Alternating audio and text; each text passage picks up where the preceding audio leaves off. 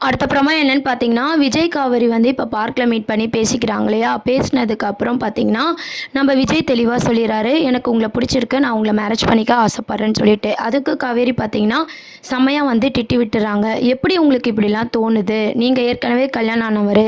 நீங்க என்ன லவ் பண்ணீங்கன்னா கூட எனக்கு பழச எப்படி மறக்க தோணும்?" அப்படின்ற மாரி காவேரி வந்து ரொம்ப கோவமா பேசிட்டுருக்காங்க. அதுக்கு விஜயும் பார்த்தீங்கன்னா, பதில் சொல்றாரு, "நான் ஃபர்ஸ்ட்லேருந்து லவ் பண்ணி கல்யாணம் பண்ணிக்கிறேன்" அப்படின்னு சொல்லிட்டு. அதுக்கு நம்ம காவேரி பார்த்தீங்கன்னா, "நீங்க நெனைக்கிறதெல்லாம் எப்பவுமே நடக்காது விஜய்" அப்படின்ற மாரி சொல்லிட்டு அங்கருந்து போயிடுறாங்க. அது மட்டும் இல்லாம விஜய்க்கு ஒரு பொண்ணு பார்க்குறாங்க. அந்த பொண்ண பார்க்கவும் கூட்டு போறாங்க. போன இடத்துல பார்த்தீங்கன்னா, அந்த பொண்ணு வந்து விஜய்க்கு பிடிக்காத சில கொஸ்டின்ஸ்லாம் வந்து கேட்டதுனால, விஜய் வந்து ரொம்ப கோவமா வந்து ரியாக்ட் பண்றாரு. இத பார்த்து காவேரிக்கு என்ன பண்றதுன்னே தெரியல. வந்தவங்களும் பார்த்தீங்கன்னா, "எனக்கு மாப்பிள பிடிக்கல" அப்படின்னு சொல்லிட்டு அங்கருந்து கிளம்பிடுறாங்க. காவேரி வந்து யோசிக்கிறாங்க, "ஏன் இவரு இப்படி பண்றாரு? என்னவா இருக்கும்?" அப்படின்னு சொல்லிட்டு. விஜய் சொல்றாரு, "குழந்தைய பத்தி இப்படிலாம் கேட்குறாங்க" அப்படின்னு சொல்லிட்டு. விஜயோட கோவம் நியாயமா இருந்தாலும், காவேரி பார்த்தீங்கன்னா, எல்லா கேர்ள்ஸுமே அத எதிர்பார்ப்பாங்க. இதுக்கு தான் நான் உங்கள மேரேஜ் பண்ணிக்க மாட்டேன்னு சொன்னேன் அப்படின்ற மாரி சொல்லும்போது, விஜய்க்கு என்ன பண்றதுன்னே தெரியல. இந்த விஷயம்லாம் கண்டிப்பா நம்ம சாரதா அம்மாக்கு தெரிஞ்சா நம்ம காவேரிய திட்ட போறாங்க.